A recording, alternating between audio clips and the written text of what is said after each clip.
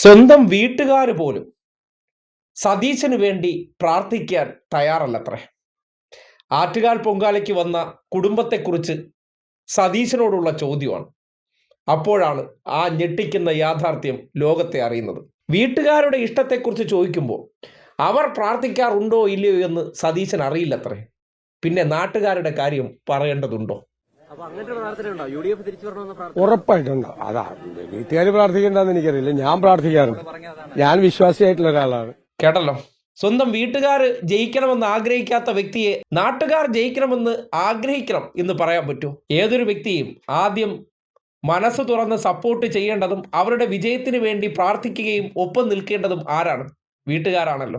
വീട്ടുകാർക്ക് പോലും വേണ്ട എങ്ങനെയെങ്കിലും ഈ അഹങ്കാരി രാഷ്ട്രീയക്കാരൻ തോറ്റു ഊപ്പാട് വന്നിരുന്നെങ്കിലോ എന്ന് വീട്ടുകാർ ആഗ്രഹിക്കുന്നുണ്ടായിരിക്കാം. കാര്യം അമ്മാതിരി ധാർഷ്ട്യവും അഹങ്കാരമാണല്ലോ കാണിക്കുന്നത്.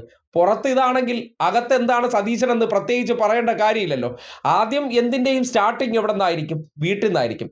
അതിൻ്റെ തുടർച്ചയാണ് പുറത്ത് കാണിക്കാറുള്ളത്. എന്തായാലും സതീശൻ്റെ പഴയകാല ചരിത്ര കഥകളൊക്കെ എടുത്തു കഴിഞ്ഞാൽ വീട്ടുകാർ ഒരു കാലത്തും ഇദ്ദേഹത്തിന് വേണ്ടി പ്രാർത്ഥിക്കുമെന്ന് തോന്നുന്നില്ല.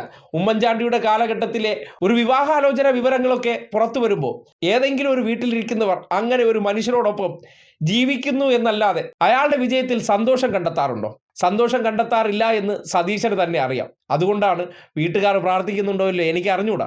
അവരെ കാര്യമൊന്നും എൻ്റെ ആയിട്ട് ചോദിച്ചിട്ട് കാര്യമില്ല. അതിനെക്കുറിച്ച് ഇനി നമുക്കറിയണമെങ്കിൽ ആരോടെ ചോദിക്കണമെന്നൊന്നും തിരിച്ചു ചോദിക്കരുത്.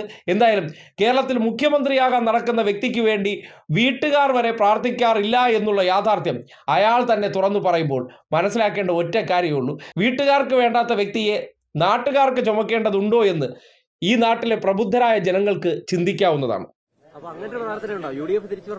ഉറപ്പായിട്ടുണ്ടോ? അതാ വീട്ടുകാർ പ്രാർത്ഥിക്കേണ്ടെന്ന് എനിക്കറിയില്ല. ഞാൻ പ്രാർത്ഥിക്കാറുണ്ട്. ഞാൻ വിശ്വാസിയായിട്ടുള്ള ഒരാളാണ്.